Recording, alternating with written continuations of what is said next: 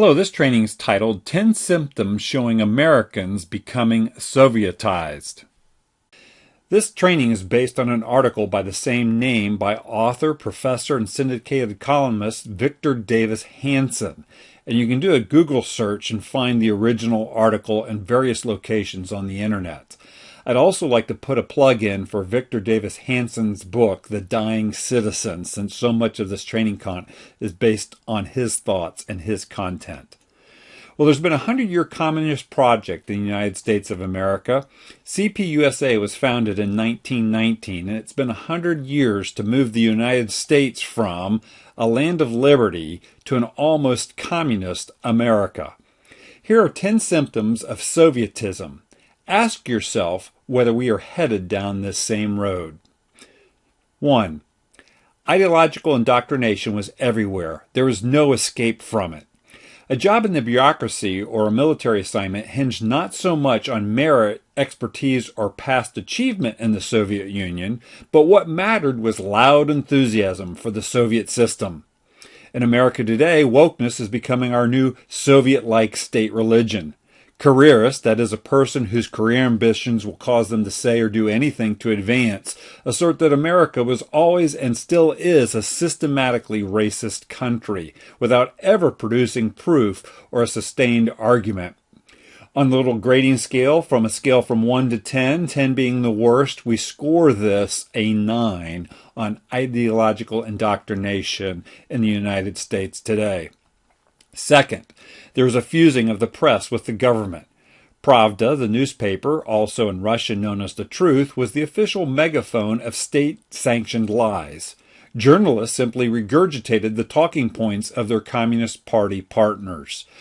In 2018, a Harvard study showed that over 90% of the major TV news networks' coverage of the Trump administration's first 100 days was negative. 90%.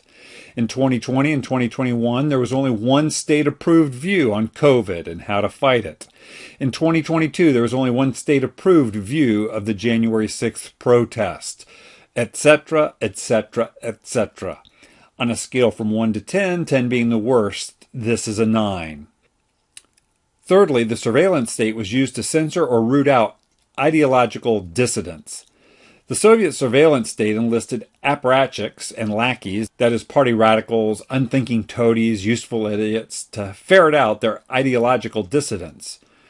In the United States today, the Department of Defense is reviewing its roster to spot people of faith or patriotic members and labeling them as extremists. The U.S. Postal Service recently admitted it uses tracking programs to monitor the social media posting of Americans. The U.S. President's Office is putting pressure on Twitter, Google, Facebook, Instagram, and other social media companies to censor speech. Our score on this item? 9.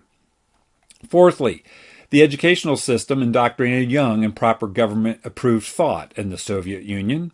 The Soviet educational system sought not to enlighten, but to indoctrinate young minds in proper government-approved thought. In U.S. universities nationwide, we are hiring thousands of DEI, diversity, equity, and inclusion staffer and administrators to scan the admissions, hiring, curriculum, and like good Soviet commissars, these diversity SARs oversee compliance with the official narrative that a flawed America must confess, apologize for, and renounce its evil foundations. Furthermore, forcing critical race theory, hatred for America, and worship of government into all layers of education. Our score, a 9. Fifthly, pampered elite never suffered from their own radical ideologies. The Soviet Union was run by a pampered elite exempt from the ramification of their own radical leanings. In America, the woke Silicon Valley billionaires talk socialistically but live like royalty. Coke and Delta Airline CEOs hector Americans about being narrow-minded and ungenerous, while they meanwhile rake in tens of millions of dollars a year. Woke activists such as Oprah Winfrey, LeBron James, Mark Zuckerberg, the Obamas, etc. are linked together by their huge estates and their multi-million-dollar wealth. The score here, a 9. Sixthly, there is a rewriting of history to fabricate a present reality.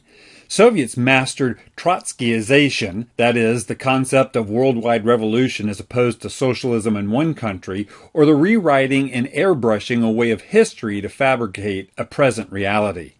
Are Americans any different when they indulge in a frenzy of name-changing, statue toppling, monument defacing, book banning, and cancel culturing? On this score, we scored a 9. Seventhly, they created a climate of fear and rewarded spying on neighbors. Soviets created a climate of fear and rewarded stool pigeons for rooting out all potential enemies of the people. Since when did Americans encourage coworkers to turn in others for an ill-considered word in a private conversation? People now scour the internet to find any past incorrect expression of a rival. There is no forgiveness.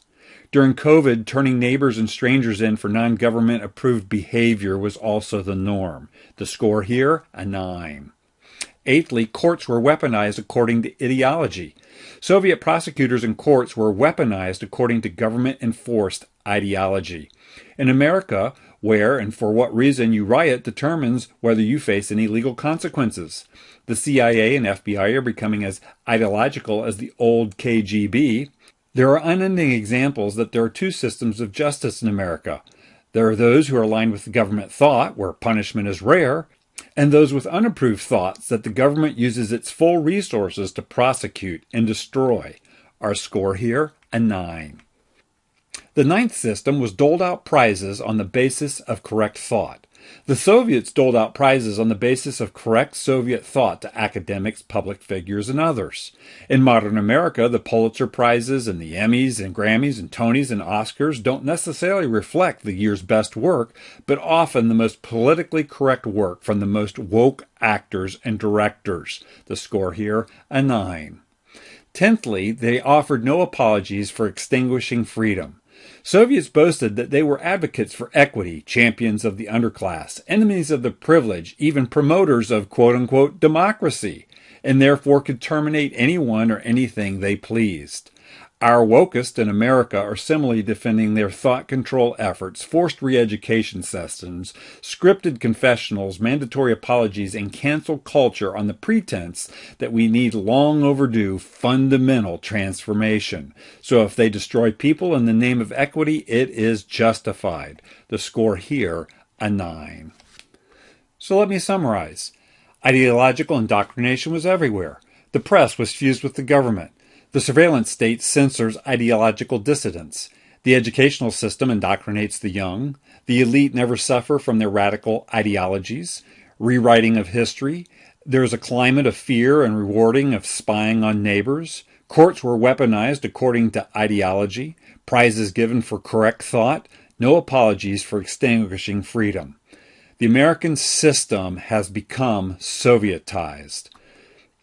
Here's the reality check. There's no getting around this.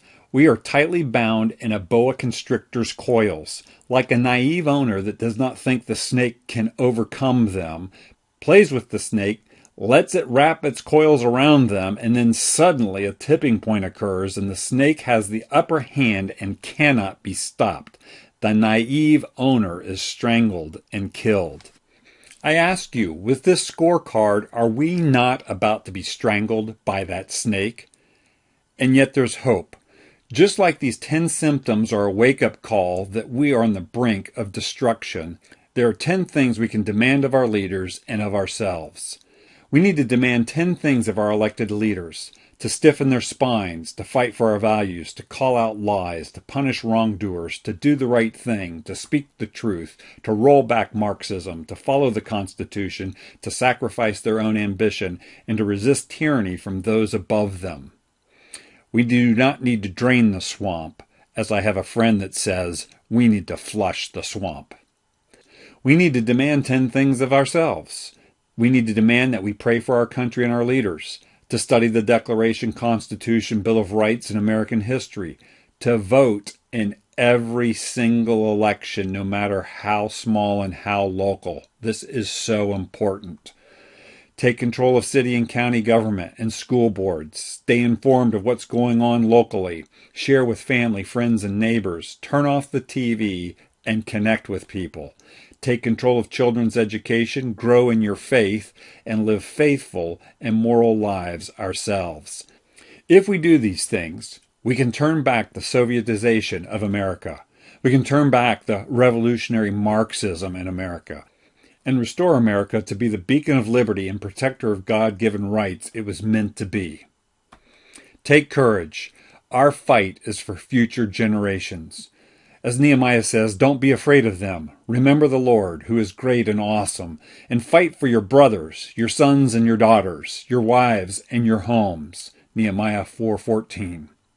And as we close, again I commend to you The Dying Citizen by Victor Davis Hanson, and also this book by Robert Spalding, former Brigadier General. This has been ChristianCivicsTraining.org and USCivicsTraining.org. Also, take the course at ChristianCitizenshipTraining.org. Thanks for listening.